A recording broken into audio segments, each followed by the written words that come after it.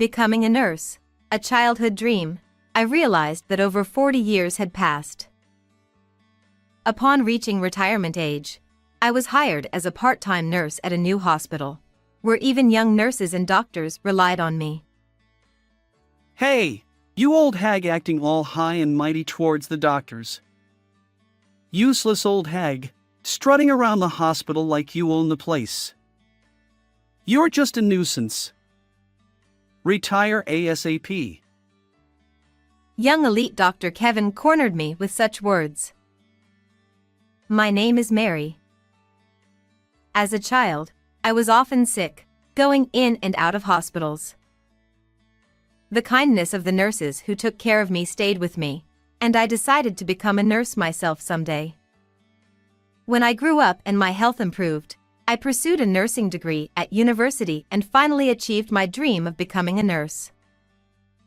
Lost in my work, over 40 years had passed. Nursing is tough, with long hours and responsibility for patients' lives, so naturally, there were many hardships. But seeing the smiles of patients leaving the hospital made me determined to keep going, no matter how tough it got. Supported by my husband and children, I made it until retirement age, but I wanted to continue working, so I applied for a part-time position as a temporary nurse. My children were already independent, and my husband encouraged me to pursue what I loved, so I decided to take his words to heart. Fortunately, the hospital where I was newly hired as a part-time nurse was the best place where I could utilize my knowledge and experience. Young nurses and doctors relied on me, and I found myself playing the role of a lubricant within the group before I knew it. However, there was one young elite doctor, Kevin, who seemed to dislike me for some reason. Despite greetings, he ignored me and often resorted to childish harassment. Good morning, Dr. Kevin. Humph. Feeling down about Kevin's attitude at the nurse station, a colleague comforted me. Kevin ignored me again. Did I do something wrong? It's okay, just leave it. That guy might have good skills, but being unable to communicate with others makes him the worst kind of doctor. One day, out of the blue, Kevin came up to me and demanded that I quit my job. That day, Kevin seemed unusually moody. Had he made a mistake? Had a patient said something he didn't like? As I watched him childishly hit hospital equipment, I lightly reprimanded him. Dr. Kevin, please control your temper. It's pitiful to take it out on equipment. Kevin glared at me and muttered under his breath. What? Some old hag acting all high and mighty towards the doctors. I didn't want to escalate the situation. As I pretended not to hear Kevin, he raised his voice and continued to berate me. Hey, can't you hear me, old hag? Maybe your ears are too old. You're just a nuisance. Retire quickly. I was astonished. It was the first time someone had spoken to me like this face to face. He must be really unhappy about something. Before my anger could rise, I found myself wide-eyed and open-mouthed in surprise. Kevin continued to escalate his tone. Useless old hag, strutting around the hospital like you own the place. You're just a nuisance. Retire ASAP. With that, Kevin kicked over a nearby trash can, scattering its contents on the floor. I could have retaliated against such childish complaints in many ways. But men like Kevin, once angered, could be dangerous. Besides, even if I left this hospital, there would be plenty of patients waiting for me elsewhere. Kevin was still glaring at me with bloodshot eyes. Okay. With just that, I started writing my resignation letter on a piece of stationery from the drawer. That's right, old hag. About time you understood. Seeing Kevin satisfied as he watched me hastily write my resignation, he turned and left. I put the resignation letter in an envelope and took it to the director's office. Since the director was not there, I left it on his desk. Tomorrow was my day off. On my next working day, I would take my belongings from the locker. I needed to greet the patients I was in charge of. There were still things I had left undone at this hospital, but I had no regrets because I always gave my all to my work. When we work for a long time, there are inevitably people like Kevin whom we just can't get along with. It's better to leave a place where such people are present as soon as possible. I thought I could work at any new place if I wanted to. I still had confidence in my skills and experience. So I'll be fine. Feeling strangely refreshed, I left the hospital at night. The next morning, while watching TV with my husband in the living room, I received a call. Looking at the display of my smartphone, it was the director. Thinking something might have happened to a patient, I hurriedly answered the phone. "Director, is everything okay?" The director was in a panic, and as soon as I answered the phone, he burst into tears. "Director, I won't understand if you cry. Please calm down." When I urged him, the director finally started. "Mary, the hospital is in big trouble right now. Please don't quit." "What's going on?" The director's story went like this.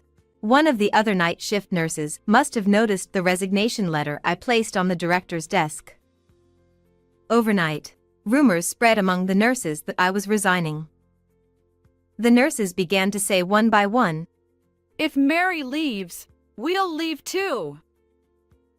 Except for emergency patient care, the nurses went on a strike. Outpatient care was in complete chaos, and panicked patients seemed on the verge of rioting outside the hospital. This was the first time such a thing had happened since the hospital opened, and the director himself was at his limit, unable to respond. "We're in big trouble if we can't get you back, Mary."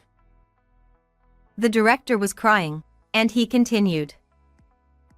"What's the cause? Is it the treatment? The environment? Anything, please tell me." I started feeling sorry for the director. I was worried about the patients, and I wanted to rush to the hospital right away, but I held myself back and explained what Kevin had said to me last night to the director. The director was surprised, but he must have somehow sensed Kevin's dislike towards me. He quickly agreed. "I'm sorry for what happened. I'll talk to Dr. Kevin severely about this. Can you please come back?" "No, I want Dr. Kevin to apologize to me directly. If he does that, I'll reconsider." "Understood. It's really tough. Mary, please come help us right away." After the director begged me through tears, I decided to go to the hospital. But I had one condition. Just give me a chance to talk to Dr. Kevin. "Of course. You can use the director's office or anything you need." After hanging up with the director, I hurried to the hospital. When I arrived at the hospital, I was astonished. There was a huge crowd in the nurse station that I had never seen before.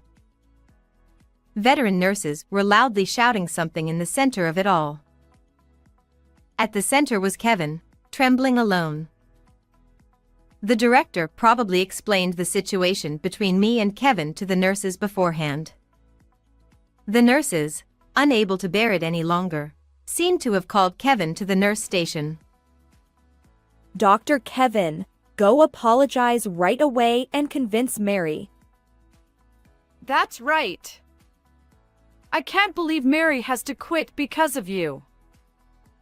You should quit. Eventually, they all chorused, "You should quit."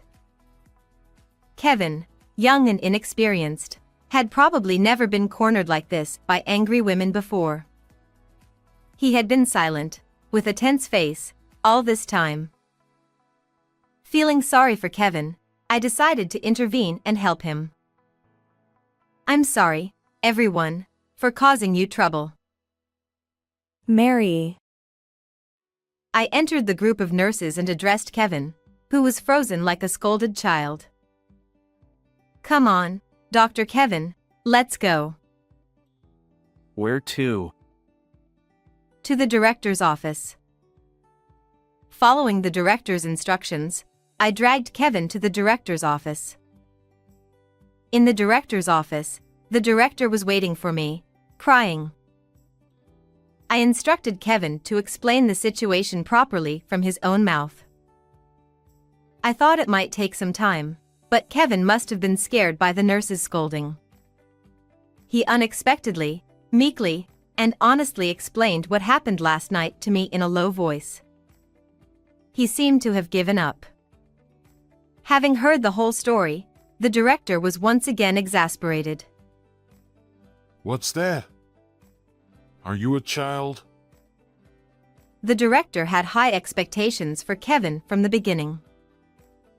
Kevin was the youngest and most skilled elite doctor. However, because of this, the director had turned a blind eye to his misconduct and attitude, and had spoiled him too much. So I think half of it is my fault. I'm really sorry, Mary. Saying that, the director apologized to me. Seeing this, Kevin hastily followed suit and apologized to me in a voice that was barely audible to me. Sorry. I teased him a little. "What?" "I couldn't hear you, Kevin, because I'm old." Sorry. Although Kevin had a pride as high as Mount Everest, it was rare, or rather, it was the first time, for him to bow his head to someone. He had dead fish eyes and didn't seem to be putting his heart into it at all, but I decided to accept his apology for now. "Dr. Kevin, I'll forgive you this time. However, I'll work on straightening out your twisted character and spirit from now on, so be prepared." The director, overhearing my words, quickly chimed in. So, Mary, will you stay at this hospital from now on?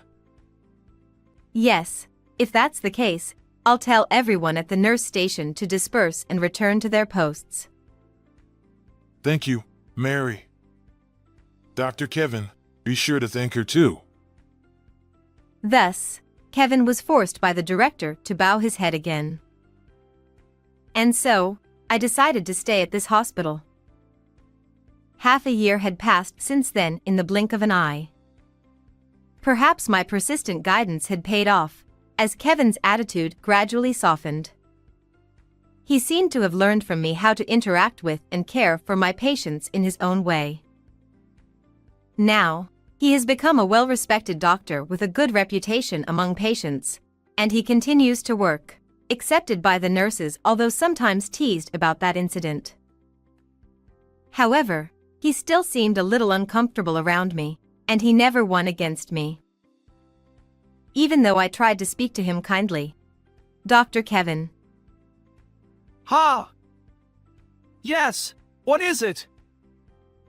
He always seemed nervous like this. "I brought some snacks, so let's make some coffee and eat together. Come on, sit here with us." Okay. But back when Kevin just disliked me, I never imagined a day when we would sit together with him and the nurses, eating snacks. Working for a long time, such things happen, and that's why this job is interesting after all. Mary, 65 years old. I'll continue to work as an active nurse. The nurses were delighted at my words. However, Kevin alone was looking up at the ceiling. How was today's story? Please also consider subscribing to the channel. Well then, let's meet again in the next video.